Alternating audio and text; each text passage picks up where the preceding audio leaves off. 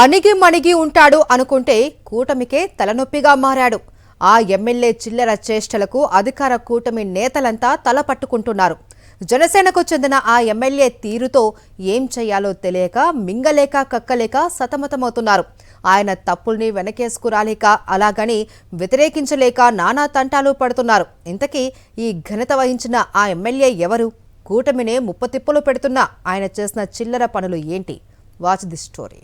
ముఖ్యమంత్రి చంద్రబాబు ఏనాడు చెప్పిన మాట ఒక్కటి నెరవేర్చలేదు అని కూటమిలో భాగస్వామి అయిన జనసేన ఎమ్మెల్యే అరవ శ్రీధర్ వ్యాఖ్యానించడం రైల్వే కోడూరు నియోజకవర్గంలో హాట్ టాపిక్ గా మారింది. దీనికి తోడు ముస్లిం మైనారిటీ మహిళలపై అసభ్యంగా మాట్లాడిన వీడియోలు కూడా వైరల్ అవుతున్నాయి. దీంతో ఏం చెయ్యాలో పాలుపోక కూటమి నాయకులు తలలు పట్టుకుంటున్నారు.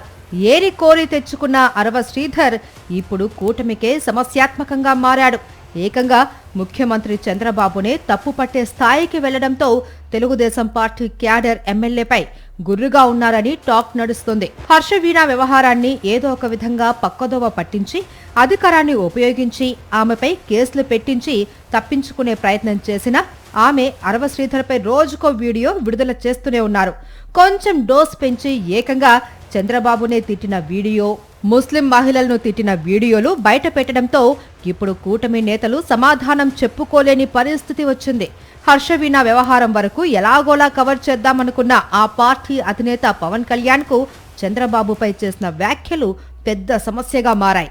వెంటనే పిలిచి అతని విప్ పదవికి రాజీనామా చేయించేశారు. ఇంతవరకు బాగానే ఉన్న అరవ శ్రీధర్ ముస్లిం మహిళలపై చేసిన వ్యాఖ్యలు సోషల్ మీడియాలో వైరల్ అవుతున్నాయి. ఇటు తెలుగుదేశంలోని ముస్లిం మైనారిటీ నాయకులు కూడా అరవ శ్రీధర్ తన ఎమ్మెల్యే పదవికి కూడా రాజీనామా చెయ్యాలి అనే డిమాండ్ను తెర మీదకు తెచ్చారు.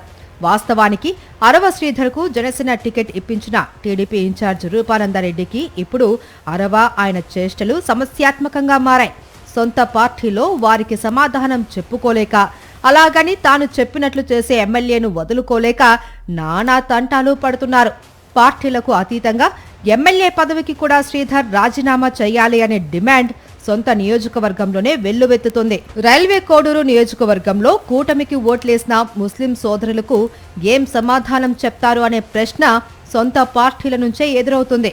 ఎలాగోలా కవర్ చేద్దామనుకున్న అరవ శ్రీధర్ వ్యవహారం రోజు రోజుకి సమస్యాత్మకంగా మారుతోంది. చివరికి నిన్నటి వరకు సమర్థించిన కూటమి నేతలు కూడా ఇప్పుడు శ్రీధర్ను తప్పుపడుతున్నారు. చేసిన వ్యాఖ్యలన్నీ చేసి తనపై కుట్ర చేస్తున్నారు అంటూ శ్రీధర్ ప్రకటించడం సమర్థనీయంగా లేదనేది కూటమి నేతల అంతర్గత అభిప్రాయంగా మారింది. మొత్తానికి చేసిన తప్పుకు ఏదో ఒకరోజు మూల్యం చెల్లించుకోక తప్పదు అన్నట్లు శ్రీధర్ మెడపై మాత్రం కత్తి వేలాడుతోంది.